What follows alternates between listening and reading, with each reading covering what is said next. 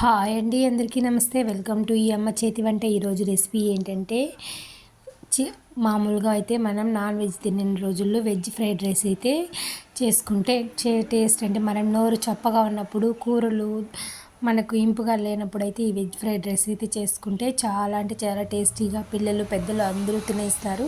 ఇది హోటల్లో తీయాలంటే 100 రూపాయల పైగానే ఉంటుంది దీని రేటు. నేనైతే ఇక్కడ గోబీ మంచూరియా కోసం గోబీ పకోడా అయితే వేసుకున్నాను. గోబీ అయితే కొంచెం ఉంది. ఇప్పుడు మనకి అదే ఫ్రైడ్ రైస్ వేసుకునే గోసు, క్యారెట్, కొత్తిమీర, బీన్స్ అంతా అయితే కట్ చేసి పెట్టుకున్నాను. అదైతే కట్ చేసి పెట్టుకొని ఇక్కడ 2-3 టేబుల్ స్పూన్ అయితే ఆయిల్ అయితే వేసుకున్నాను. దీనికి ఒక స్పూన్ ఆయిల్ ఎక్కువ అయితే వేసుకోవాలి.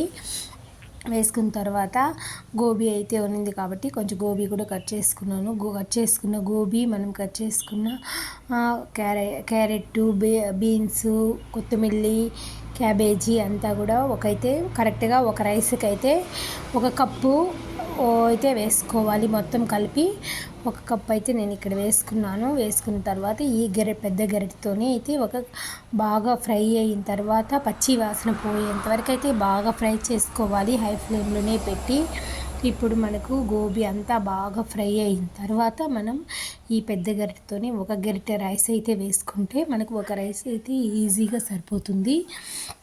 ఇప్పుడైతే వేసుకొని మొత్తం మనకు అంతా పట్టే మాదిరి అయితే రైస్ని అయితే బాగా కలుపుకోవాలి, బాగా మిక్స్ చేసుకోవాలి. ఎక్కడ రైస్ అయితే గడ్డలు లేకుండా పొడి పొడిగా అయితే మిక్స్ చేసుకోవాలి. మామూలుగా ఈ రైస్కి ఈ రైస్ అనేది గడ్డలు లేకుండా బాగా పలపలానే మాదిరి అయితే వార్చుకోవాలి. ఇలా చేసుకున్న తర్వాత దీంట్లో తగినంత సాల్టు వేసుకున్నాను. ఇక్కడ నేను గరం మసాలా అయితే కొంచెం గరం మసాలా అయితే 1 పావు టీ స్పూన్ వేసుకున్నాను. కారం అయితే 1/2 టీ స్పూన్ అయితే వేసినాను. ఇప్పుడైతే మనం వైట్ పెప్పర్, బ్లాక్ పెప్పర్ అయితే 1/2 టీ స్పూన్ అయితే వేసుకున్నాను. ఆల్రెడీ అన్నీ వేసేసినాను. అన్నీ వేసేసి రైస్ మొత్తం బాగా మిక్స్ అయ్యే విధంగా అయితే మసాలాలు బాగా పట్టించాలి. ఇప్పుడు రైస్కి అయితే మనం హై ఫ్లేమ్లో పెట్టుకొని వేయించుకోవాలి. ఇలా వేయించుకున్న తర్వాత మనం ఇప్పుడు సోయా సాస్ అనేది 1 స్పూన్ అయితే వేసుకోవాలి. బాగా ఫ్రై అయిన తర్వాత సోయా సాస్ వేసిన తర్వాత రైస్ అంతా బాగా మిక్స్ చేయాలి. మిక్స్ చేసిన తర్వాత మనమైతే కొత్తిమీర అయితే వేసి కలుపుకుంటే రైస్ మొత్తం మిక్స్ చేసుకుంటే సూపర్ టేస్టీ అయిన వెజ్ ఫ్రైడ్ రైస్ అయితే మనకి రెడీ అయిపోతుంది. నేను దీన్ని చిన్నపిల్లలు కూడా అంత ఇష్టంగా తింటారు. మనమే పెద్దవాళ్ళు ఇంకెంత బాగా తింటామండి. ఈ వీడియో నచ్చిందంటే ఒక లైక్ చేయండి, మన ఛానల్ని సబ్స్క్రైబ్ చేసుకోండి.